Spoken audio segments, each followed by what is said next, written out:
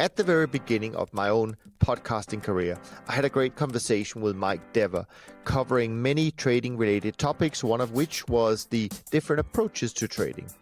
And there was one segment in particular that I really liked and which I would like to share with you today.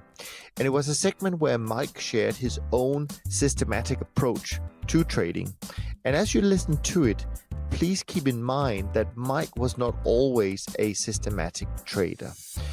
If you would like to listen to the full conversation, you can do so by just going to toptradersunplugged.com/003 and also /004. And the benchmark program, was that systematic and completely without discretion, or did you keep some of your discretionary trading in there?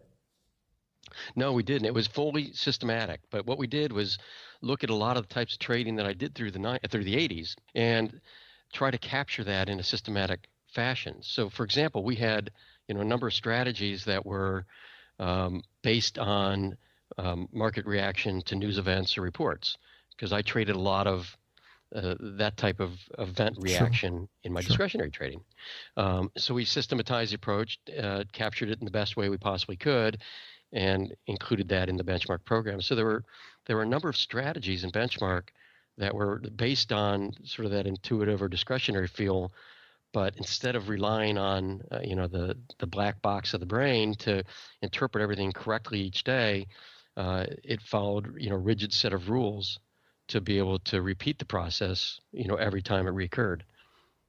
And so in that sense, just to be clear, were you convinced even at that time early on that if you were going to be successful from an investment management point of view, you had to be systematic? Was that something that just was obvious at that time, or was it more an operational issue where you say, okay, what's actually easier if I can do it systematically? Because the systematic side of things are partly, I think, an operational issue, but it's also an emotional issue.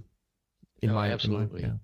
Yeah, no. I mean, the one thing you get that you get from systematic, I mean, you get a lot of things, but the one main things that I think would benefit the majority of traders out there is the discipline that it brings to the trading. Yeah.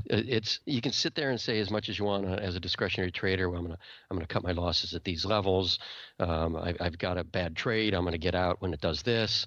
But not everybody does that, and you may do that for a while, but at some point, there's that constant battle where you're sitting there saying, but it's a great position. I've got a great position. And I've been reading some books about the financial crisis, and one of the things that you see there that's the same as what you had with long-term capital is that just that utter breakdown in risk management discipline. And it's easy for a person to sit and rationalize why, the risk management wasn't designed for this scenario, or this was a great trade 10% loss ago. It's even better now. Yeah. So I'm certainly not going to get out of it today and just ride it into the ground. So the one thing, if there's nothing else that you get from systematic trading, is the disciplined risk management approach to trading. Sure. Symphony, what was interesting about this process is when I made the decision to get back into trading on a full-time basis and commit to, beginning the Brandywine Symphony program, I went back to the strategies that we had developed in the 90s, and there were about maybe 3 dozen that were in the benchmark program, and pulled out, evaluated all the ones, pulled out the ones that I thought were still relevant today. There were some that became irrelevant.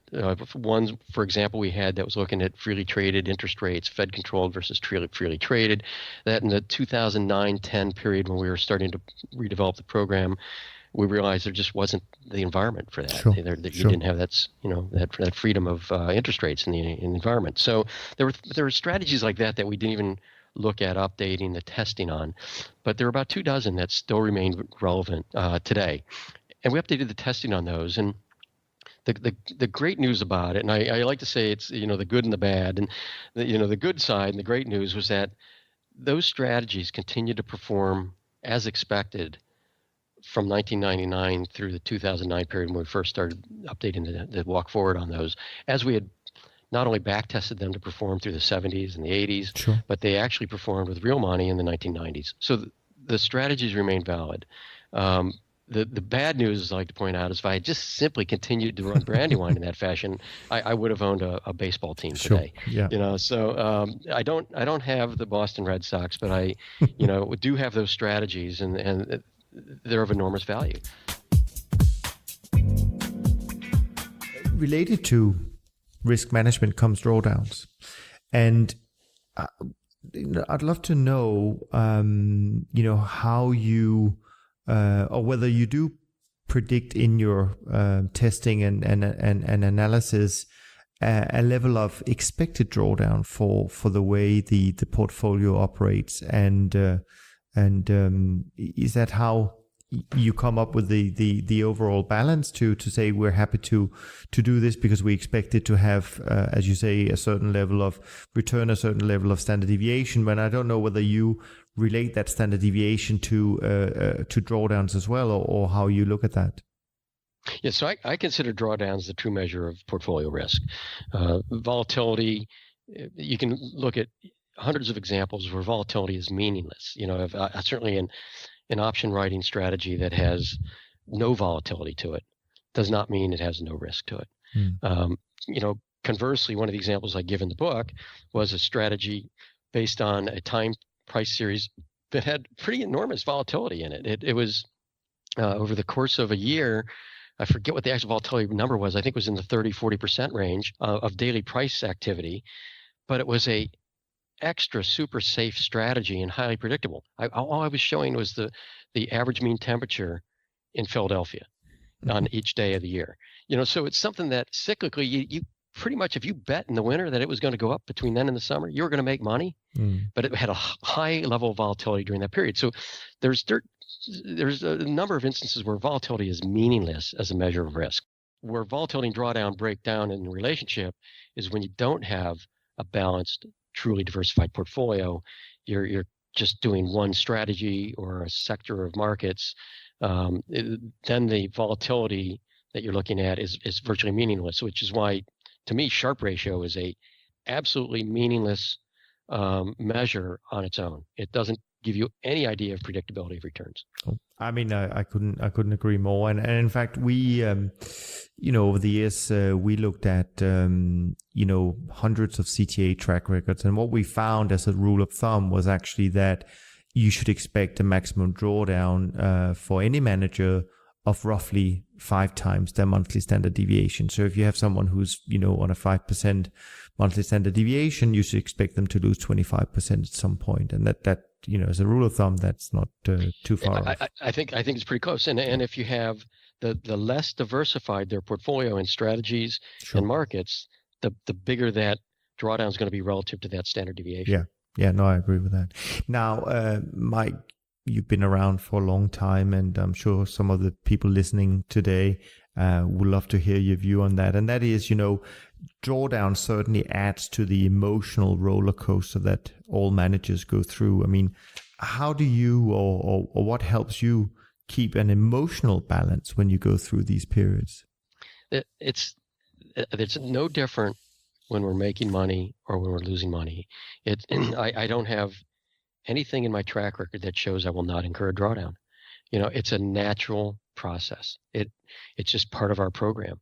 So, for example, last summer in mid 2013, we were in what I was referring to people as a perfect drawdown. We, on an intraday basis, it was 8.5%. On a month-end basis, about 7.5%, peak to trough, which was at that point in our trading exactly where we should have had maximum drawdown. It was a little delayed. It should have happened, half a year or so sooner by then. So the probability was getting out there.